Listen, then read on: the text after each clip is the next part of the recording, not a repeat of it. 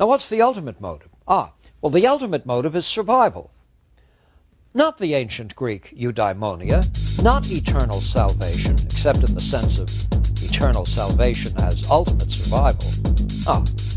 On the earthly plane, it's corporeal survival, freedom from pain and suffering.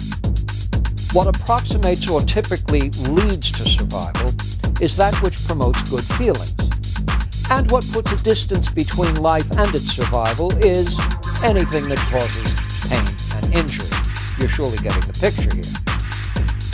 So all the high-blown moral language bequeathed by the ancients and celebrated by the scholastics, the stock in trade of all deeply religious people, finally refers to impulses to survive.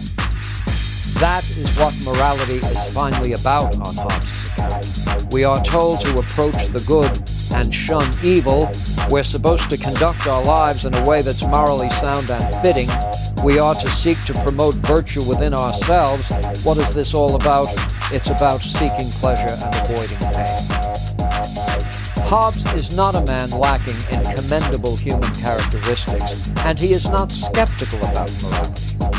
Rather, he wants to know what the reference of moral terms is.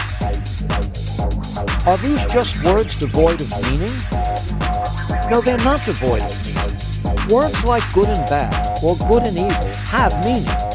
It's the meaning associated with survival, with pleasure and pain. What is good is that which conduces to pleasurable states of affairs, and what is bad is that which has destructive or painful consequences attached to it. Now, constancy is not to be expected in such matters. Some desires are innate. Hunger and thirst naturally result in desire for food and drink. But many others are acquired, and furthermore, and here's a quote from Hobbes now, quote, "Because the constitution of a man's body is in continual mutations, it is impossible that all the same things should always cause in him the same appetites and aversions, much less can all men consent in the desire of almost any one and the same object," close quote. So variation is to be expected here. Now, once you put these ingredients together, you begin to see the basis upon which we do enter into civil society. Why do we enter? Man is by nature a social animal, as Aristotle said? No. Hobbes, I think, would put it rather differently. Man is by nature a self-dependent animal, a self-interested, and indeed selfish animal, seeking to survive in a perilous world. Therefore, man enters into civil society in the interest of survival, in a self-interested way. And what is it he's trying to avert in forming these social compacts or social affiliations? Well, what he's seeking to avert is suffering and death. Indeed, it is the fear of a violent death that commits one to compacts with others, who, through a combination of their individual powers, come to have the means of defense on which each member of the community can rely. Quote, "The greatest of human powers is that which is compounded of the powers of most men, united by consent in one person, natural or civil, that has the use of all their powers depending on his will. Such is the power of a commonwealth." Close quote.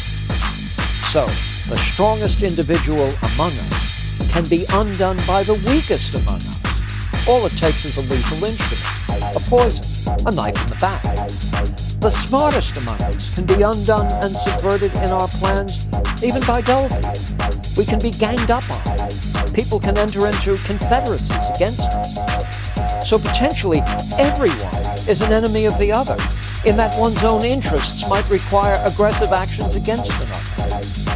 Now, this is a possibility contained in the very nature of things. We enter into civil society to gain protection against these very possibilities. At the bottom of it all, what we're trying to do is avoid a violent death. The ultimate purpose for entering into civil society is self-defense. It is to forestall or prevent or render less likely death by violence.